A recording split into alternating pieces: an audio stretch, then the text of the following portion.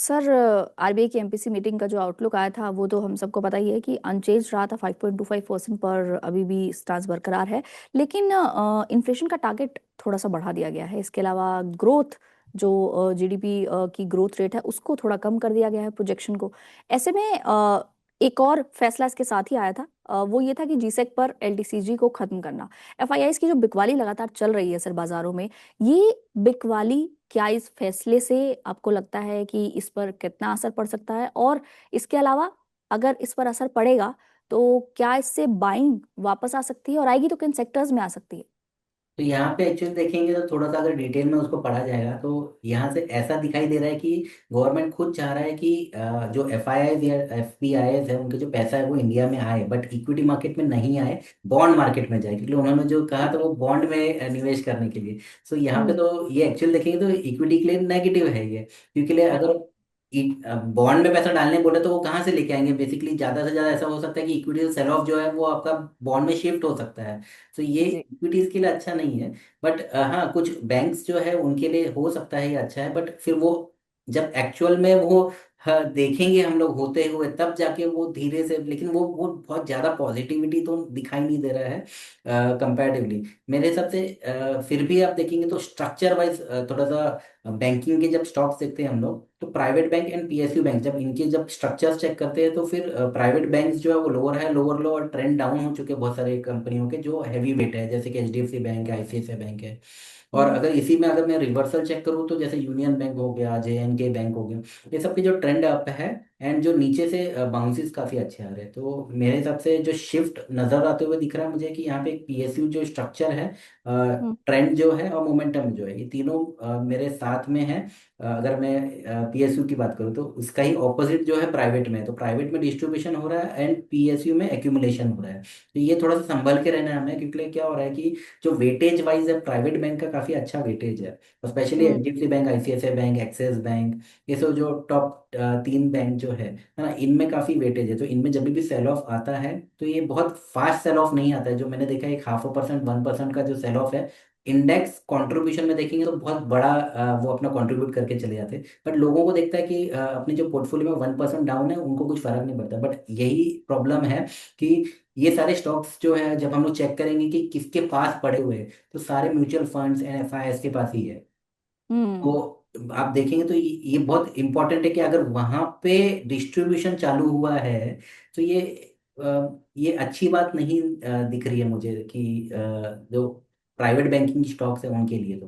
But ठीक है, हम्म। फिर यहाँ से हमें शिफ्ट भी होना जरूरी है कि अगर हम ये पैटर्न देख रही है तो ये पैटर्न को फिर हम लोग सिर्फ देख के करें क्या, तो हम भी हमारे पोर्टफोलियो को थोड़ा सा जो है प्राइवेट से कम करके थोड़ा सा पीएसयू बैंक्स में डालें, एंड जो बाकी के जो स्टॉक्स है जैसे हमने जो डिस्कस किए वहां पे आप थोड़ा सा एडिशन कर सकते हैं। हम्म। बिल्कुल, यानी कि अभी आप प्राइवेट के बजाय हमें थोड़ा सा फोकस अपना पीएसयू बैंक्स पर बढ़ाने की जरूरत है। बिल्कुल। एक स्टॉक की बात करूंगी सर, क्रूड ऑयल प्राइसेस के बढ़ने से जिस पर असर हुआ है वो है इंडिगो। इंडिगो में क्या करना चाहिए इस वक्त? इंडिगो स्टॉक देखो हमेशा लाइमलाइट में रहा है, बिकॉज हम भी जब भी फ्लाइट बोर्ड करते हैं तो हमारे पास ऑप्शन तो है नहीं, स्पाइस जेट ये सब तो बेकार हो चुके हैं, है ना। तो एक ही है जो अभी स्टॉक है, और वो लिस्टेड भी है, एयर इंडिया की हम बात नहीं कर सकते, है ना। तो जब भी प्रॉब्लम्स आता है ऑयल में, तो इनका सबसे पहले बैंड बजता है। और एक्चुअल देखेंगे ना तो आप जो ट्रेंड चेंज लेवल्स है वो 4 दिसंबर को ही हो चुके हैं। 4 दिसंबर के बाद में आप देखेंगे कंटिन्यूस बेस पे लोअर हाई लोअर लो पैटर्न बन रहा है स्टॉक में, एंड जब भी इसमें एक अच्छा खासा बाउंस आता है वो सेल ऑफ में ही कन्वर्ट हो रहा है और डिस्ट्रीब्यूट हो रहा है। तो मैं कुछ ज़्यादा पॉजिटिव तो हूँ नहीं है स्टॉक में, और क्लियर कट दिख रहा है जब मुझे कि पूरा डिस्ट्रीब्यूट हो रहा है ये, तो फिर ऐसे स्टॉक्स में एंट्री करना ये बहुत ही घातक है, बिकॉज ऐसा हो जाएगा कि किसी और का माल हम खरीद रहे हैं, वो डिस्ट्रीब्यूट कर रहा है, हम उसको एक्यूमुलेट कर रहे हैं, तो इस तरीके से तो स्ट्रेटेजी नहीं चलती है। तो इन हम्म। इससे तो मुझे लगता है कि एक बार अवॉइड ही रखना चाहिए। लेकिन जब आप बात कर रहे हो कि ऑयल की, तो दूसरे जो स्टॉक्स है जैसे कि ओएनजीसी हो गया, ऑयल इंडिया हो गया, ये दो स्टॉक्स है, यहाँ पे आप एक्यूमुलेशन जब भी होता है आप एंट्री कर सकते हो, क्योंकि ये स्टॉक को बेनिफिट होगा ऑयल के प्राइसेस ऊपर जाने से। और यहाँ से मुझे जो फिलहाल दिख भी रहा है कि ये धीरे धीरे करके ऊपर ही जाने वाला है, एंड $120 का मेरा एक रेजिस्टेंस लेवल है क्रूड ऑयल का। तो ब्रेंट ऑयल का। सो 120 जिस दिन भी वो उसके ऊपर क्लोज करता है, तो मतलब मैं बोलना भी नहीं चाहता हूँ, बट एक बहुत बड़ी रैली हम लोग देख सकते हैं क्रूड ऑयल में, जो इंडिया के लिए अच्छा नहीं रहे। हम्म। बिल्कुल। चलिए सर, अब कुछ स्टॉक्स उनकी बात करते हैं जो इस वक्त 52 वीक लो पर कामकाज कर रहे हैं। आरबीएनएल और एसबीआई कार्ड्स ने अपना 52 वीक लो लगाया है। जो निवेशक इसमें फंसे हैं उन्हें क्या करना चाहिए?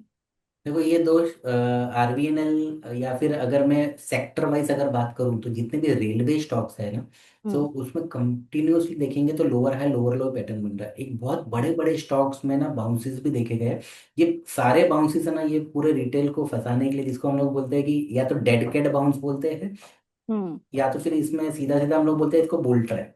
तो ये दो वर्ड याद रखिए। जब भी बड़े बड़े बाउंसेस आते हैं डाउन ट्रेंड वाले स्टॉक्स में, इनसे थोड़ा बच के रहिए। कोई बॉटम वॉटम नहीं बन रहा है, ये आपके लिए जाल बुना जा रहा है ना, और ये जाल में हम फंस जाते हैं। ऑफ कोर्स जो शॉर्ट टर्म ट्रेडर्स है इसमें से पैसे कमा के निकल भी जाते हैं, जो निकल जाते हैं उनके लिए अच्छा है। बट अगर लॉन्ग टर्म इन्वेस्टर्स यहाँ पे अपना बोले कि चलो मैं एवरेज कर लेता हूँ, मेरे ऊपर के लेवल पे फंसा है, बिल्कुल भी मत कीजिए एवरेज एवरेज। ये सब बकवास है एवरेज करना डाउन ट्रेंड वाले स्टॉक्स में। और इसमें क्या हो जाता है कि मैंने खुद देखा है कि जो 600 लेवल्स पे 500 लेवल्स पे जो स्टॉक्स अटके हुए हैं आरबीएनएल की, जब हम स्पेसिफिक बात कर रहे हैं, तो बहुत परेशान है लोग, बट कुछ नहीं कर सकते, क्योंकि अगर आप नहीं एग्जिट करते हो, नहीं लॉस बुक करते हो, तो फिर ये पेन तो आपको दिखाई ही देगा। और प्लस आप एडिशन भी करते जा रहे हो वो वाले स्टॉक्स में जो कंटिन्यूस गिर रहा है, तो एटलीस्ट ऊपर के लेवल पे अटके हो, नहीं बेचना है तो वो तो मतलब, बट नया एडिशन तो बिल्कुल मत कीजिए ऐसे स्टॉक्स में। एसबीआई लाइव का कंपैरेटिवली देखेंगे तो ठीक ठाक है ये स्टॉक, बट इसमें अभी भी जो एसबीआई एक card level. Sir. Sorry. SBI cards. Cards. SBI cards भी ये कंटिन्यूअस अपने डाउन ट्रेंड में ही है स्टॉक, एंड स्टॉक ने अपने जो इंपॉर्टेंट लेवल्स है वो उसको भी ब्रेक कर दिया है। जो अराउंड 650 लेवल्स था, अभी कंटिन्यूअस बेसिस पे देखेंगे तो जैसे ही उसने 700 लेवल्स ब्रेक किया है, उसने 650 लेवल्स को ब्रेक करके अभी कंटिन्यूस बेसिस पे वो 580 लेवल्स पे चल रहा है। जो स्टॉक मुझे लगता है एक बार 500 एंड 450 लेवल्स देख सकते हैं हम लोग ये स्टॉक में। बिल्कुल। सर, दो तीन स्टॉक्स की और बात करूंगी। एक स्टरलाइट टेक, इसमें तेजी नजर आ रही है क्योंकि इसमें मोतीलाल ओसवाल म्यूचुअल फंड ने 36.48 लाख शेयर्स खरीदे हैं बल्क डील के जरिए। इसके अलावा फिजिक्स वाला एक ऐसा स्टॉक है जिसमें फिलहाल करीबन 9% की तेजी नजर आ रही है इस मार्केट में भी। कुछ दिनों पहले, अभी पिछले हफ्ते इसमें खबर आई थी कि इसने अपना जो बिजनेस है वो एक पूरी आर्म को एनबीएफसी के साथ इसने पार्टनरशिप की थी, जिसके बाद से स्टॉक में काफी अच्छा तेजी हम देख रहे हैं। इन दोनों स्टॉक्स पर क्या करना है?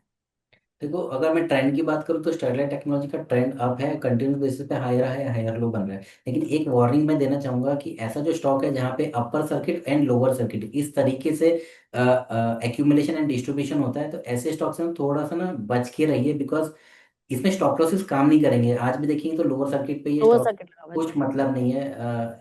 ऐसे स्टॉक में क्या हो जाता है कि स्टॉप लॉस जब काम ही नहीं करेंगे तो आप अटक जाएंगे, ऐसे स्टॉक में निकल ही नहीं पाएंगे, तो कुछ मतलब नहीं है। मतलब थोड़ा सा वेट कर सकते हैं, अगर किसी का होल्ड है तो एक बार प्रॉफिट बुक करके एग्जिट कर लीजिए। एंड लोअर लेवल्स पे मिलता है तो ही एंटर कीजिए, 400 लेवल्स पे या 350 लेवल पे ये लेवल अगर मिले तो ही एंटर करना है।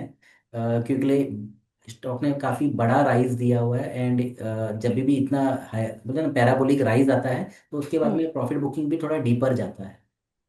ठीक है। फिजिक्स वाला और अडानी पोर्ट्स में भी सर जो डील हुई है, 10 ईयर का कॉन्ट्रैक्ट मिला है उन्हें इंडिया एनर्जी के बनाने का, और इसके अलावा अर्जेंटीना से उनकी जो डील हुई है उसके चलते वो स्टॉक गिरावट में है डील के बावजूद भी। अडानी पोर्ट्स और फिजिक्स वाला में तेजी है करीबन 7% ज्यादा की। सो अगेन ये जो एक दिन के जो राजा बन जाते हैं कोई स्टॉक्स है, जैसे फिजिक्स वाला की बात कर रहे हैं हम लोग, है ना, तो इसमें प्रॉब्लम सिर्फ एक ही आता है कि बिकॉज स्टॉक जो है अपने डाउन ट्रेंड में है, तो ये अगेन ये जो बुल ट्रैप जो मैंने पिछली बार बताया था, वो ये स्टॉक इसको होता है ना रिजेंबल कर रहा है कि जब भी लोअर है लोअर लो बन रहा है, तो थोड़ा सा जब भी बाउंस आता है तो ये एक ट्रैप होता है। अगर कोई फंसा हुआ है ये स्टॉक में, तो मेरे हिसाब से एग्जिट के लिए अच्छे मौके होते हैं ये जब बाउंसेस आते हैं तभी। बट ये एक्यूमुलेशन के लिए तो नहीं कहा सकते कि इसमें आप एक्यूमुलेट करिए। जी। ठीक है सर। अदानी पोर्ट की अगर हम लोग बात करें तो ओवरऑल ट्रेंड अच्छा है, स्टॉक का कोई प्रॉब्लम नहीं है। एंड जब भी ये स्टॉक अपने 20 डे मूविंग एवरेज के आसपास में आता है, उसका जो 20 डे मूविंग एवरेज है वो 1775 के आसपास में एज ऑफ नाउ, आप एक्यूमुलेट कर सकते हो, कोई प्रॉब्लम नहीं है। ठीक है सर, बिल्कुल। आपकी कोई कॉल सर, जो आपने स्टार्ट में दी थी, तीन उनके अलावा? राइट। नहीं नहीं नहीं, उनके अलावा एज ऑफ नाउ आज तो नहीं है, बिकॉज देखो क्या होता है ना ऐसे मार्केट में, जब भी हम लोग एक्यूमुलेशन की बात करते हैं तो एक रिस्क भी रहता है डिस्ट्रीब्यूशन का।